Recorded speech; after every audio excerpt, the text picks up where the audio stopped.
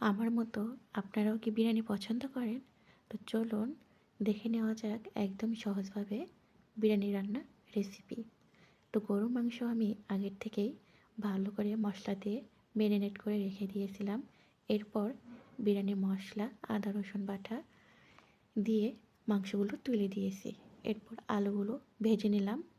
তো চাল ভেজে নিয়ে মাংস সিদ্ধ করে দিয়ে আমি দমে বসে দিয়ে রেখে দিয়েছিলাম। তো আমার বিরিয়ানি রান্নাটা হয়ে গেছে। এখন চামচ দিয়ে ভালো করে করে নেব। তো দেখতেই পাচ্ছেন আমার বিরিয়ানি রান্না কিন্তু আসলে অনেক মজা হয়েছে, দেখতে লোভনীয় লাগতেছে। তো আমি খাওয়ার জন্য প্লেটে তুলে নিব। আর আমি কিন্তু প্রায় বাসায় তৈরি করে খাই। আসলে আমার কাছে বাইরের থেকে নিজের হাতে বানানো অনেক মজা লাগে।